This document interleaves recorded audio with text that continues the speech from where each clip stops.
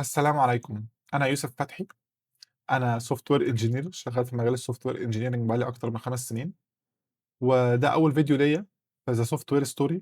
دي هتبقى إن شاء الله مجموعة playlists بنشرح فيها software concepts بشكل story وبشكل مبسّط، وبإذن الله يعني تكون كده channel مفيدة للناس جميعًا كده، ونتعلم حاجات كتيرة مع بعض. أول playlist هنبدأ بيها هي the agent story أو the AI agent story.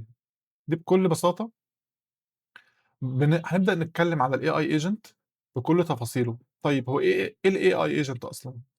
إحنا دلوقتي كلنا بنستعمل آمم ChatGPT، Gemini، كل الapplications دي، فدي كلها بنبدأ نتكلم معاها بتبدأ ترد علينا، ودلوقتي بدأت تخش كمان search في الweb browser تبدأ تاخد actions.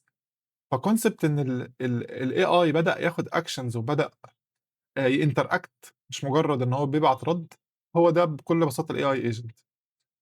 فده اللي كل الsession بتاعتنا الفترة الجاية هتبقى مبنية عليه. إزاي ده بيحصل؟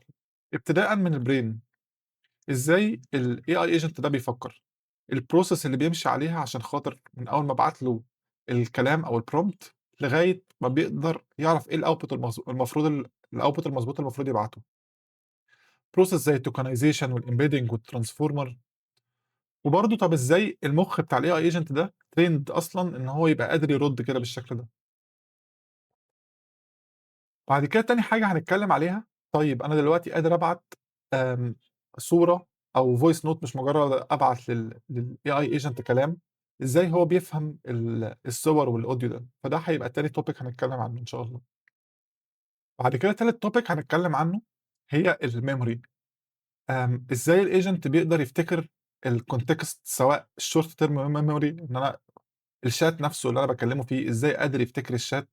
طب الlong term memory إزاي قادر يفتكر بقى across different chats مختلفة وخلاص هو بقى شبه عارف الشخص اللي بيتكلم معاه.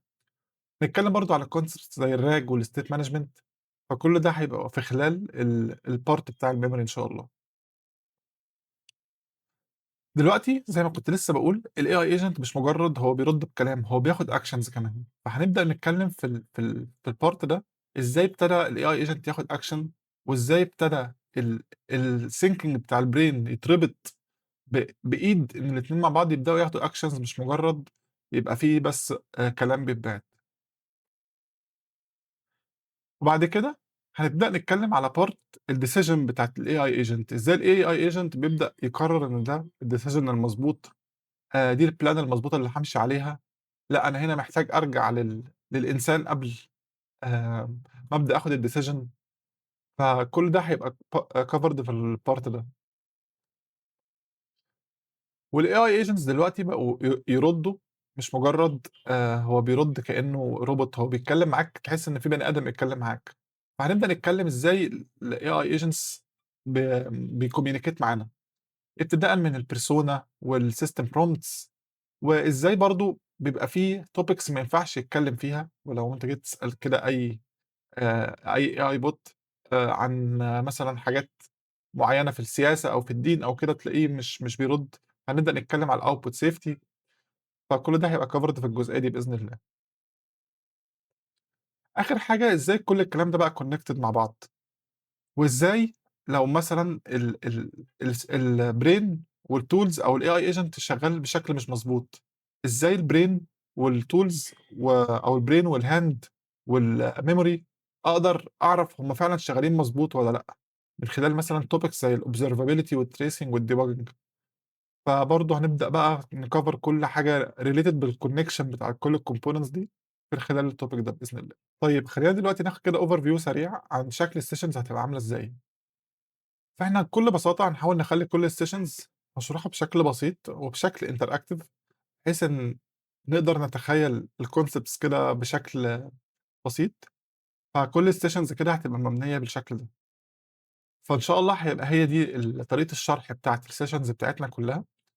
فلو اللي بيشوف الفيديو يعني حابب طريقة الشرح دي في الsoftware concepts عمومًا، سواء بقى الAI agents في الplaylist دي أو في الplaylists التانية زي في الsoftware architecture أو الsoftware design أو الcomputer vision full stack، في حاجات كتيرة إن شاء الله في الplan. فإن شاء الله الchannel دي كده تبقى المكان المناسب، وأشوفكم بقى على خير كده في الفيديو الجاي، اللي هنتكلم فيه بقى عن الbrain بتاع الLLM model شغال إزاي. السلام عليكم.